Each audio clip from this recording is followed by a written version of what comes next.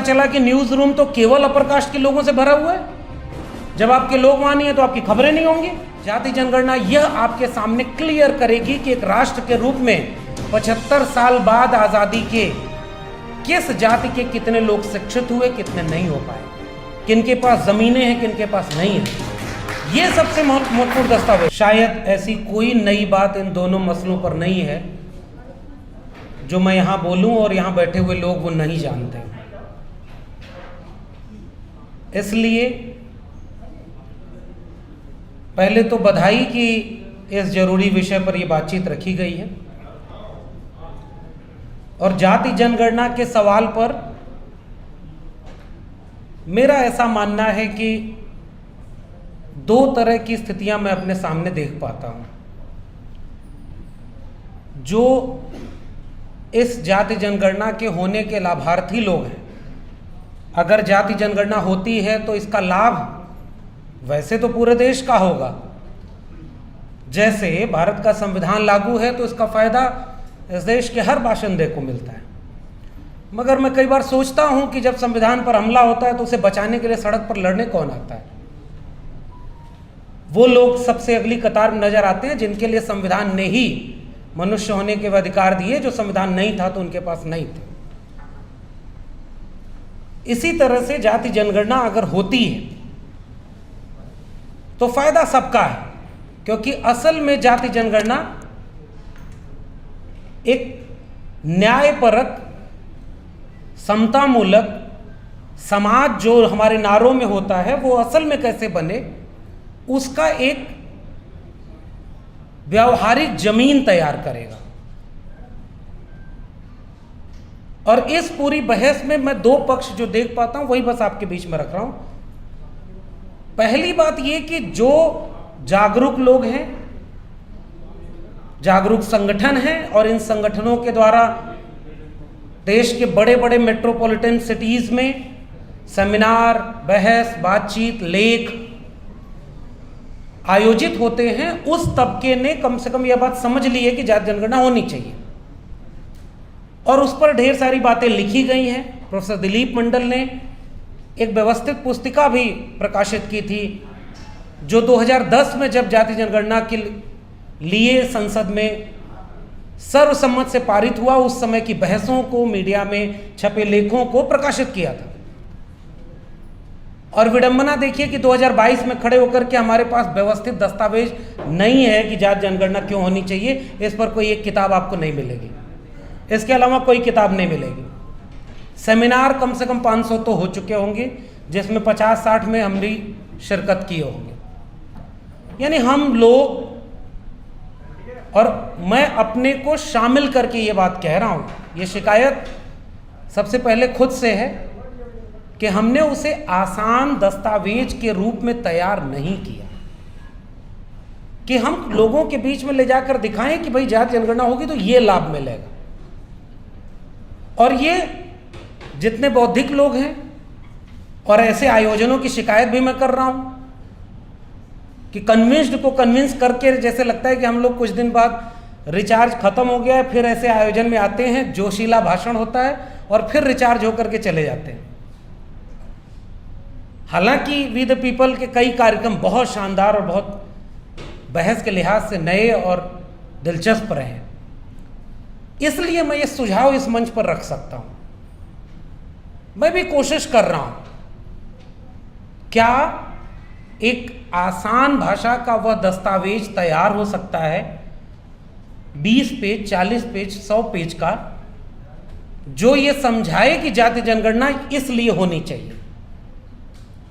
जाति जनगणना होगी तो कैसे पता चलेगा कि जिस देश में पेड़ पौधे और पशुओं की गिनती होती है उस देश में मनुष्यों की गिनती के साथ यह गिनती नहीं होती है कि किस जाति के कितने लोग हैं। वह पुस्तिका या वह लेख ये समझाए कि जाति जनगणना का अर्थ केवल हर जाति के लोगों को गिनना मात्र नहीं है। जाति जनगणना यह आपके सामने क्लियर करेगी कि एक राष्ट्र के रूप में 75 साल बाद आजादी के किस जाति के कितने लोग शिक्षित हुए, कितने नहीं हो पाए, किनके पास जमीनें हैं, किनके पास नहीं है। ये सबसे महत्वपूर्ण दस्तावेज। और मैं कई बार मैंने बड़े बड़े चैनल पर बहस में देखी है, बड़े बड़े प्रवक्ता आके कहते हैं जाति जाति गिनेंगे तो जातिवाद बढ़ जाएगा। उस पुस्तिका का एक, जैसे मैं बस एक बातचीत की शक्ल में ये बात कह रहा हूं, कई बार हम लोग जब हायर एजुकेशन में किसी से रिसर्च करने के लिए प्रपोजल मांगते हैं तो उससे कहते हैं रिसर्च क्वेश्चन तैयार करो। आप कोई शोध करने जा रहे हो तो क्या क्या सवाल पूछे जाएंगे। आपके पास इतना बड़ा मंच है, उसकी एक जिम्मेदारी मुझे भी दीजिए, मैं भी लेने को तैयार हूं। और उन सारे लोगों को भी छोटी छोटी जिम्मेदारियां बांटिए कि एक आप दस्तावेज तैयार करो, उस दस्तावेज में कुल जो 50 प्रश्न हो सकते हैं जाति जनगणना से संबंधित, उन 50 प्रश्नों के जवाब हो। केवल इतना काम करना है। जाति जनगणना नहीं हो रही है तो ये नुकसान हो रहा है। ये जो आखिरी लाइन लिखा है, कौन किसका हक मार रहा है, क्यों जाति जनगणना वो नहीं होने दे रहा है। जितने आंकड़े हमारे पास हैं, अनिल चमड़िया जी यहीं दिख रहे थे, होंगे अभी इसी सभागार में, अभी उनसे बात हो रही थी। 2006 में मीडिया में जाति को लेकर के योगेंद्र यादव, अनिल चमड़िया जी और जितेंद्र कुमार जी ने एक सर्वे किया। पता चला कि न्यूज रूम तो केवल अपर कास्ट के लोगों से भरा हुआ है। जब आपके लोग वहां नहीं है तो आपकी खबरें नहीं होंगी। वैसे ही दोबारा वह काम अभी तक नहीं हो पाया, 15 साल हो गए, दोबारा हमारे पास डेटा नहीं है। ऐसे ही जाति जनगणना पर मैं फिर से कह रहा हूं, प्रोफेसर दिलीप मंडल की एक पुस्तक है, वैसे आपको ढेर सारे लेख भी मिलेंगे, छोटी छोटी पुस्तकें में मिलेंगे, हमने भी कई लेख उस पर लिखे हैं। लेकिन क्या हम एक ऑर्गेनाइज्ड फॉर्मेट में एक ऐसा दस्तावेज तैयार करा सकते हैं जिसमें यह पता चले कि जाति जनगणना ये इसका अर्थ है, नहीं कराई जा रही है तो इस वजह से नहीं कराई जा रही है, कराई जाएगी तो उसके ये लाभ मिलेंगे, आसान भाषा में। और शुरू में मैंने कहा था 2 किस्म के डिवीजन आप देखेंगे। पढ़े लिखे समझदार लोग जानते हैं जाति जनगणना होनी चाहिए, उस पर सक्रिय हैं। सरकार जनगणना ही नहीं करा रही है, आप क्या करेंगे? बहुत संभव है कि जनगणना हो ही ना, क्योंकि आपकी मांग तेज हो रही है। अब उनमें इतनी क्षमता नहीं है कि वो आपको बिल्कुल हाशिए पर रख करके सामने से मुठभेड़ करेंगे। मेरा मानना है कि आरएसएस एक ऐसा संगठन है जिसके लोगों के पास शातिर दिमाग तो है, लेकिन तन कर खड़े होने वाली रीढ़ नहीं होती, इसलिए वो सामने से नहीं लड़ते हैं, वो अंदर से लड़ते हैं। आपके बीच के ही लोगों को लेकर वहां बैठाएंगे और आपके बीच के लोगों को कभी प्रधानमंत्री, कभी मुख्यमंत्री, कभी सांसद, विधायक। मेरे उत्तर प्रदेश में तो एक मंत्री जी हैं, चिट्ठी विट्ठी लिख रहे हैं, दलितों का अपमान हो रहा है। अरे भाई, दलित का अपमान तो बहुत दिन से हो रहा था। आपको जो ट्रांसफर पोस्टिंग थी उसमें थोड़ा सा अपमान आपका हो गया तो आप दलितों का अपमान मानने लगे। भाई, आप उनकी पार्टी पर टिकट लेके चुनाव जीत रहे हैं तो वो अपमान नहीं है, इसलिए क्योंकि वो शातिर लोग हैं और हम लोग केवल जोशीले लोग हैं। हमारा समाज, मुझे ऐसा लगता है कि 2 भागों में बटा हुआ है। एक भाग ऐसा है जिसको पता ही नहीं कि जाति जनगणना क्या होती है, और हम कहते हैं हम 85% हैं और उसमें हम शामिल हैं, हमारी गलती शामिल है। ऐसी एक पुस्तिका मैं वी द पीपल, और ये क्योंकि बड़ा मंच है, मैं इस मंच को तकरीबन 3-4 साल से तो देख रहा हूँ, बहुत शानदार लोग इसमें बहुत अच्छा काम कर रहे हैं। एक सुझाव के रूप में है कि इस आयोजन के बाद क्या 100 पन्ने की आसान भाषा में एक बुकलेट विद सारे आंकड़े हो, सब कुछ हो, जाति जनगणना पर जारी हो।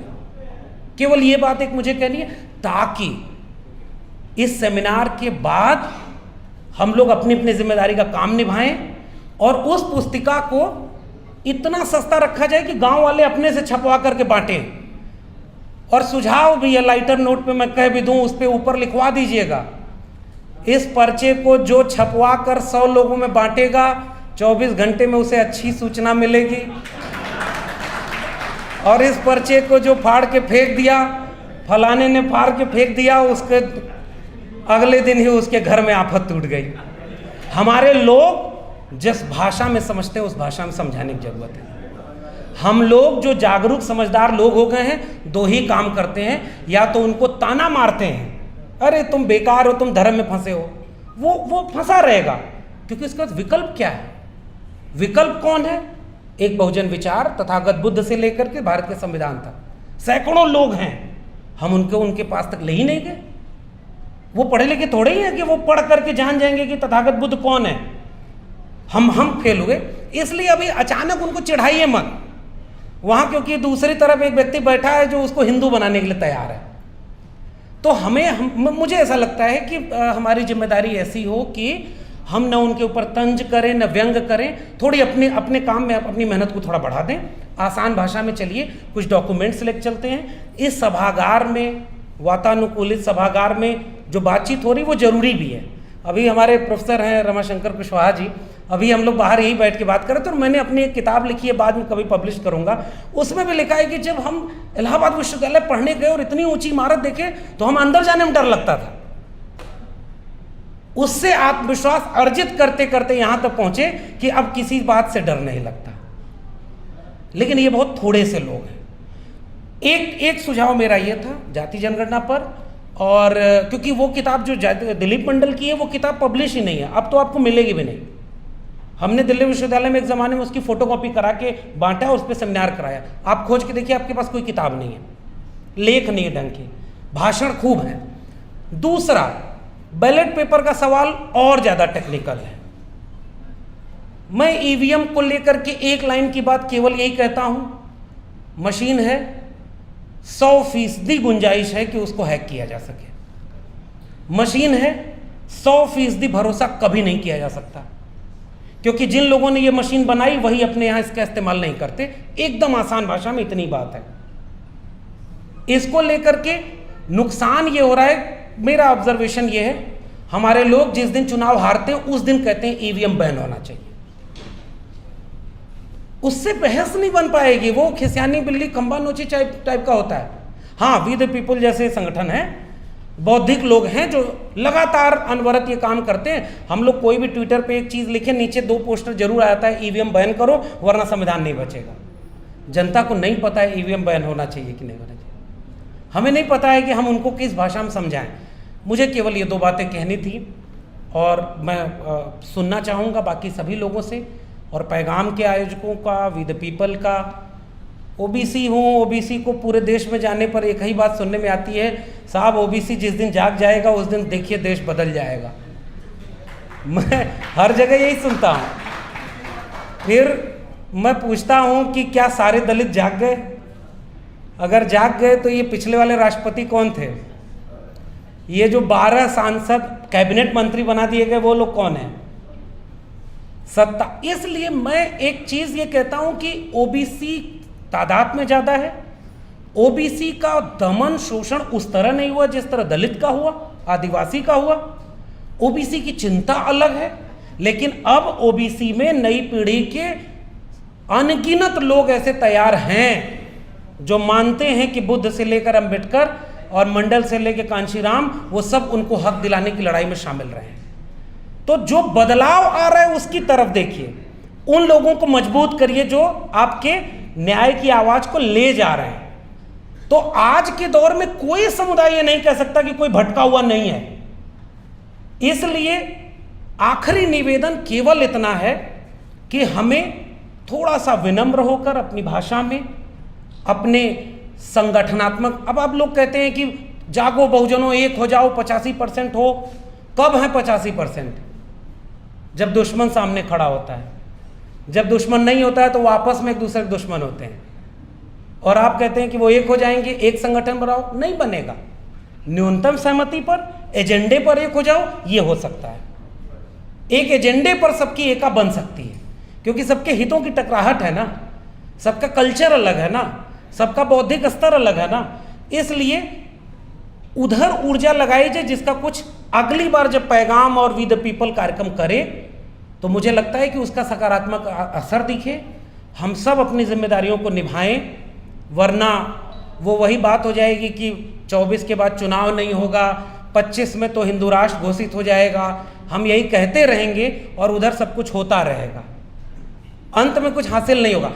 इसलिए मुझे लगता है कि थोड़ा कुछ नए ढंग से अगर हम कर पाएं, इस सेमिनार को, इस बातचीत को गांव तक ले चलने की जरूरत है। मुझे ये ऐसा लगता है गांव में इसकी बहुत ज़रूरत है। हम लोग अगर गांव के लोगों को समझा पाए तो बल्ली सिंह चीमा की एक कविता के साथ अपनी बात खत्म कर रहा हूँ। उन्होंने बहुत प्यारी कविता लिखी थी और हमारी लड़ाई वहीं से कमज़ोर है।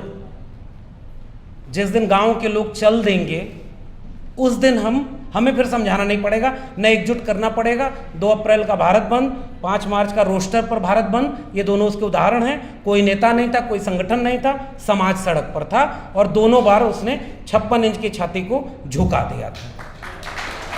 तो बल्ली सिंह चीमा ने कविता लिखी है, ले मशाले चल पड़े हैं लोग मेरे गांव के, अब अंधेरा जीत लेंगे लोग मेरे गांव के। वो गांव के लोग जिस दिन इन बड़ी इमारतों तक आ गए, समझिएगा कि हम सब कुछ बचा लेंगे। और इन बड़ी इमारतों से उन गांवों के बीच फासला अगर यही बना रहा तो माफ़ कीजिए, हम सब केवल अफसोस के लिए ऐसे सेमिनार में आते रहेंगे और फिर रिचार्ज होकर जाते रहेंगे। बहुत बहुत शुक्रिया।